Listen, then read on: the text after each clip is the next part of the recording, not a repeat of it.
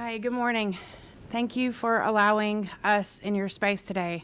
Along with me, I have Letitia McCall, who is director of our social services department. PAD it stands for Policing Alternatives Diversions Initiative. So we focus on diverting people from incarceration. We enroll them in our program, and we're linkage to like all services, anything you can think of: substance use, mental health, food, transportation. Everybody's needs are different, so we focus on each individual goals at each one. I also want to say, I want to go ahead and just get this out of the way. I'm a person with lived experience. I have been incarcerated in the Fulton County Jail several years ago. I now work in the jail. Sheriff Labatt has been so kind to allow us to come in, and we've started this amazing new project called the Pre-Accusal Project. So pretty much the solicitor refers an individual to us, and then we go and we interview, and if they give consent, we get them out the next morning, they're enrolled, and then the solicitor drops the charges. I think Letitia would probably be better at explaining a little bit more in detail. I do more of like the groundwork. But I will say that out of the 633 active participants that we have now, 6 months prior to and after their first diversion, 558 of them were not rearrested.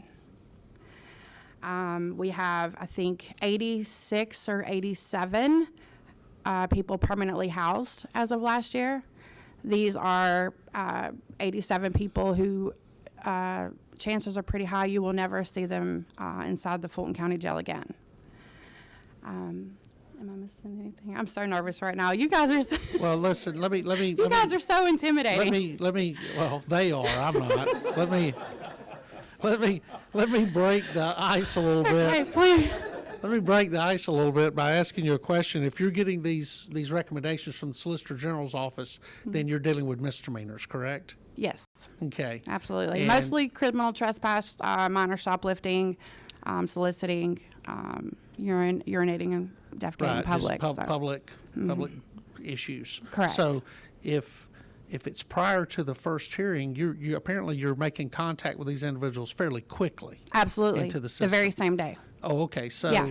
So do you have any idea what your average turnaround time is on the time you make contact with the individual to the time that the individual walks out the door and becomes part of your program? Usually within 18 hours. Okay, so less than a day. Less than a day. Okay, very, very good. Yeah. Sometimes 24, but usually it's around 18, 19 hours. I get there fairly quickly. As soon as the solicitor sends them to me, I'm there. I'm at the jail pretty much every day. Okay, is this pretrial? Because the case still has to be adjudicated. Well, actually, if they give consent and they meet our criteria and they come into our program, the case is not accused.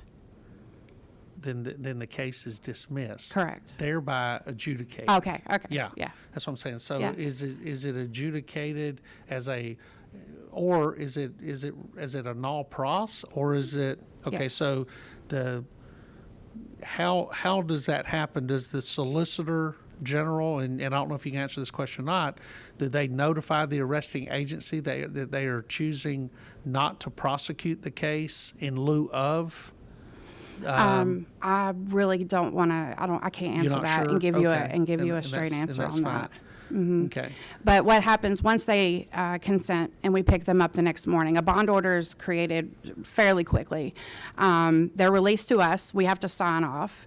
If they complete enrollment, then I'll let the solicitor know, hey, this individual kept their word. They've completed enrollment, and we've started services. And then that's when the solicitor does the no process. Right, and so there's a victim on a criminal trespass. Whether it's they went into somebody's house, they went into somebody's car, they went into somebody's, on somebody's property, not with the intent to commit another crime, but they just went onto somebody's property they weren't supposed to go into, restaurant.